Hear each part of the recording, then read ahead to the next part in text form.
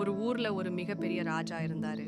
அவரோட ராஜ்யம் எப்பவுமே செழிப்பாவும் அமைதியாவும் சந்தோஷமாவும் இருந்துச்சு.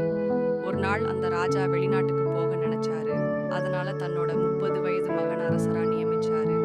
வயசு கொஞ்சமா இருந்தாலும் அமைச்சர்களோட ஆலோசிச்சு நல்லபடியா ஆட்சி செஞ்சா நிரந்தர அரசனா உன்னை நியமிக்கிறேன்னு சொன்னாரு. ஆனா திடீர்னு பதவி கிடைச்சதால அகங்காரத்துல ஆட ஆரம்பிச்ச அந்த புது அரசருக்கு இந்த வயசான அமைச்சர்கள் கிட்ட இருந்து எப்படி விலகி நின்னு ஆட்சி செய்யறதுன்னு யோசிச்சாரு. உடனே 50 வயசுக்கு மேல இருக்கவங்களை எல்லாம் நாடு கடத்துறேன்னு அறிவிச்சாரு. அதன்படி நாட்டுல இருந்த எல்லா வயசானவங்களும் கூடவே வயசான அமைச்சர்களும் நாட்டை விட்டே வெளியேறி போயிட்டாங்க. ஆனா ஒரே ஒரு விவசாயி மட்டும் தன்னோட தாத்தாவை பிரிய மனம் இல்லாம வீட்டுக்குள்ளேயே ஒரு அறையில அவர் ஒளிச்சு வச்சாரு.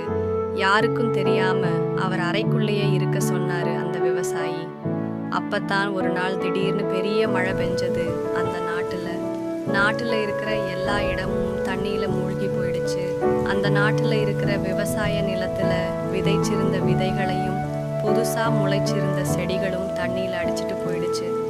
நாட்டுல இருந்தது எல்லாம் அதிகம் அனுபவம் இல்லாத இளவயசு விவசாயிங்க மட்டுமே. அதனால அவங்களுக்கு எப்படி திரும்பவும் விவசாயம் செய்யறதுன்னு தெரியல. அதனால அந்த நாட்டுல மிகப்பெரிய பஞ்சம் தலைவிரிச்சி ஆடிச்சு. ஒரு வேளை சாப்பாட்டுக்கே வழி இல்லாம எல்லாரும் பட்டினி கிடந்தாங்க. இந்த விஷயத்த தன்னோட தாத்தா கிட்ட எங்களுக்கு இப்ப விவசாயம் செய்ய ஒரு பிடி விதைகள் கூட இல்லைன்னு சொன்னான் அந்த இளம் விவசாயி.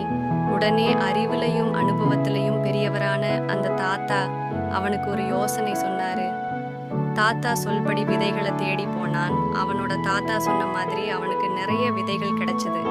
அந்த விதைகளை வச்சு விவசாயம் செய்ய ஆரம்பிச்சான். இந்த விஷயத்த கேள்விப்பட்ட அரசன் அவனை கூப்பிட்டு விசாரிச்சாரு. பயந்து போன அந்த இளம் விவசாயி தன்னோட தாத்தாவை பத்தி சொன்னான். உடனே காவலாளிகளை விட்டு அந்த தாத்தாவை பிடிச்சிட்டு வர சொன்னான் அந்த அரசன். அரண்மனைக்கு வந்த அந்த வயசான தாத்தா கிட்ட எப்படி நீங்க மட்டும் விதைகளை கண்டுபிடிச்சு விவசாயம் செய்றீங்கன்னு கேட்டான் அந்த அரசன். அதுக்கு அந்த தாத்தா சொன்னாரு, இந்த உலகத்துல ஒரு பயனுள்ள பொருள் தனக்கு உணவாவோ இல்ல மதிப்பாவோ இருந்தா மட்டுமே ஒருத்தன் அதை சேமிச்சு வைப்பான். அது மாதிரிதான் விதைகளை உணவா எடுத்துக்கிறது நாம மட்டும் இல்ல, பறவைகளும் தான். அதனால பறவைகள் அதிகம் வாழுற பழைய பெரிய மரங்களுக்கு அடியில பறவைகளோட எச்சம் இருக்கும். அதுல கண்டிப்பா விதைகள் இருக்கும்னு சொன்னேன்.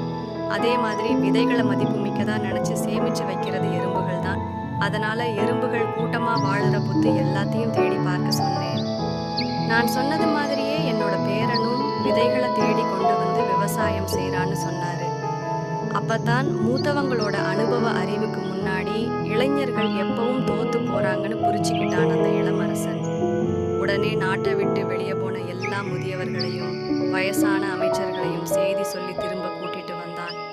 திரும்பி நாட்டுக்கு வந்த அனுபவசாலிகளின் பேச்சு கேட்டு நல்லபடியா ஆட்சியும் செய்ய ஆரம்பிச்சான் அந்த புது அரசன். கொஞ்ச நாட்களுக்கு அப்புறமா அந்த நாட்டுக்கு திரும்பி வந்த பழைய அரசர் தன்னோட மகன் தன்னை விட புத்திசாலியா நாட்டை ஆட்சி செய்யறத பார்த்து அவனையே அரசனா அறிவிச்சாரு. லைக் பண்ணுங்க, ஷேர் பண்ணுங்க, சப்ஸ்கிரைப் பண்ணுங்க.